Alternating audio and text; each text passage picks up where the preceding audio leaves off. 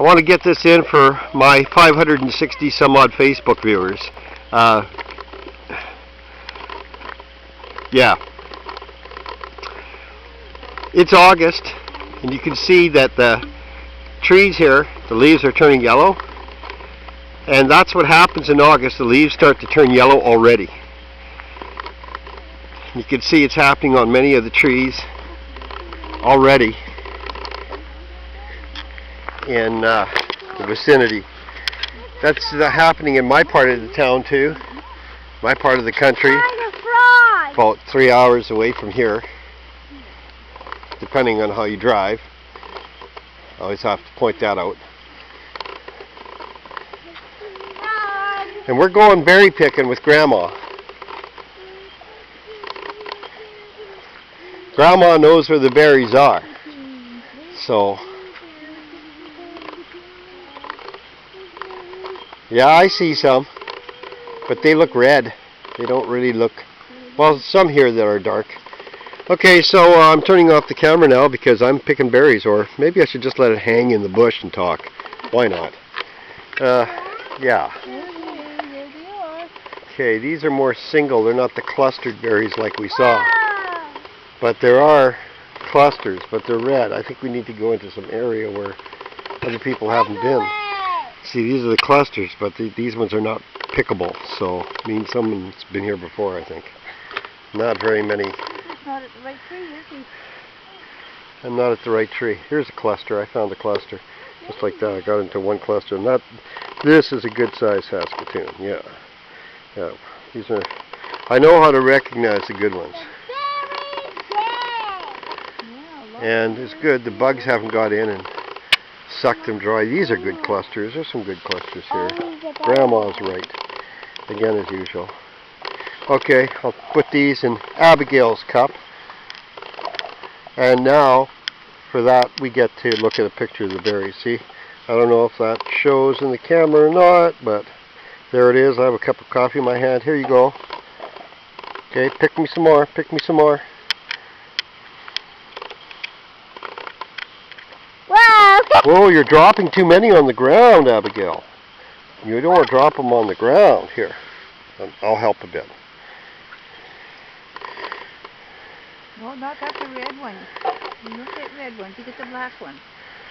Yeah, oh yeah, you gotta get the ones that are really dark, almost black. Like Those the other ones are too hard. Yeah, and they are so good, and juicy, and healthy. Did you know that Queen Elizabeth actually declared them the national berry of Canada? Saskatoons, yeah. Yeah, in England, and there, we actually have a trade now going on in Saskatoons with England, because the English really like Saskatoons, and they are good. I mean, I have to admit, they're very good. They're very delicious.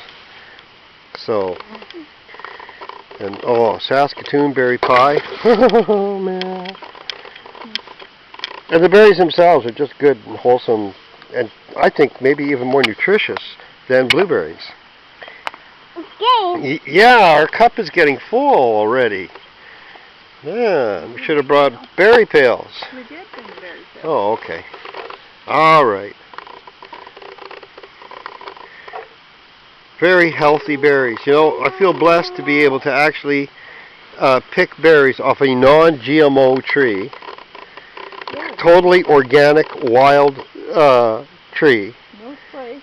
No spray, none of this stuff here allowed. The neighborhood is very ecologically conscious. They do not allow for the herbicides and pesticides in their. It's not just the area; it's in their community. They're very community conscious, older people, most of them living here. But they don't want to eat any GMOs. They don't want to eat any pesticides. The fellow here, his cattle are range-bred. They just walk around. They're all range-fed cattle. Okay, they're not standing in their poop being fed corn, and which is really hard on cattle's gut. A cow's gut is not designed for eating corn. Grain is good. Hay is good. They eat the actual, you know, plant growing on the field. Well, you know, this is, and of course they fertilize it as they do this. No antibiotics.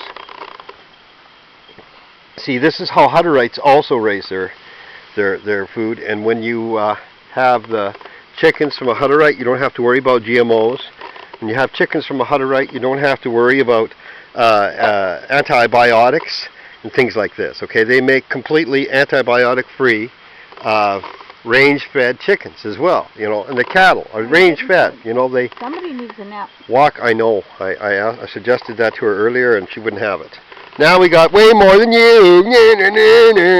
Okay. Am I being mean? Is that mean? She stopped picking? Well, my coffee's finished. So,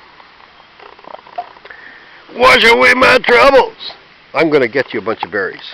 I need some too. Wash away my fears. I don't even know how that song goes. Is that thing still running here? It's still recording. That's okay. I'll edit. Edit. I love it, Jack. You want your cup? Okay, you can have my coffee cup. No. No? Why not? Aww.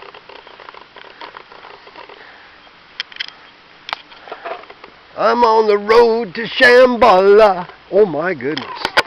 Oh my goodness. Oh my goodness. Oh my. Oh man. Oh my goodness.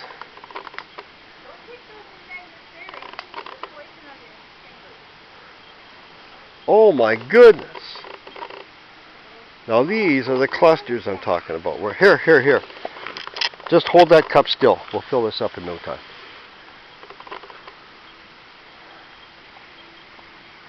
I'm on the road to Shambhala.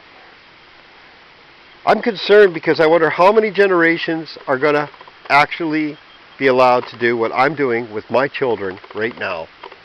I'm concerned about that, you know.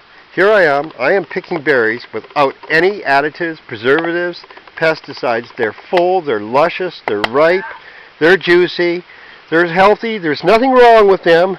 Okay, they just need a good washing after, and then you can put them in food and your body will go, thank you, because there's nothing chemical about them.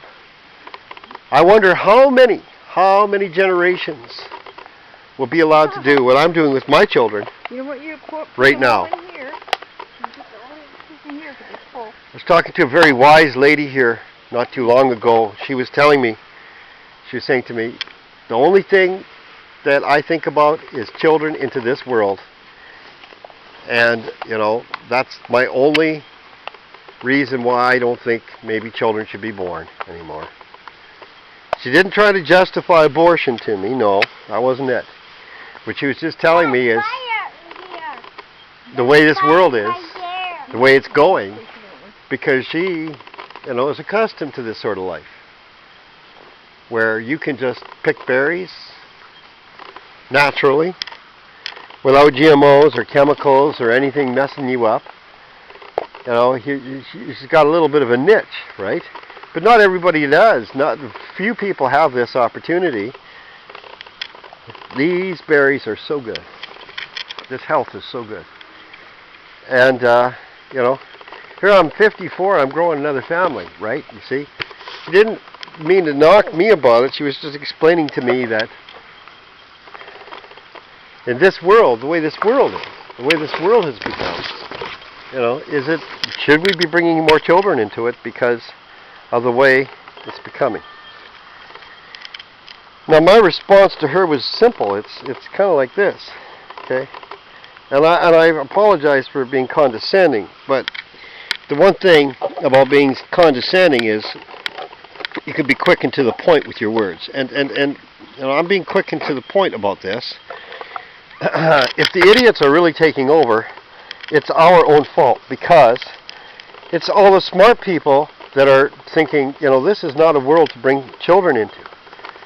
You know, on one hand they're right, but on the other hand, if you just let the idiots have children, well then that's the world you're in, and that's the world, you know, we are all going to leave behind us for whatever children exist that aren't even our own.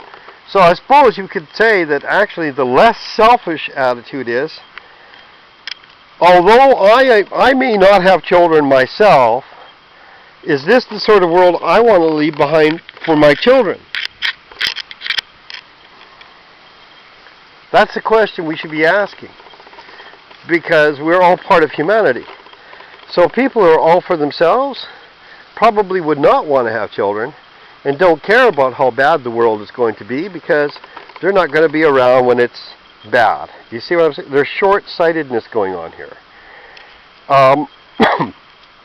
Intelligent people should be the ones having babies. You know, I'm a strong believer in liberty, but if we're going to start controlling population, and we're going to start doing all this nasty stuff, you know, with these vaccinations and sterilizations and all that stuff going on, if they really seriously want to do stuff like that, do an IQ test too, people, okay? And stop giving anyone with an IQ over 100 a vaccine. I'm so, you know, if you really want to vaccine the animals, I'm talking your language, not my language. If you really want to vaccine the beasts, the animals, you know, the goyim, if they have IQs over 100, leave them alone. They're better off without them. Let the dummies get vaccinated, okay?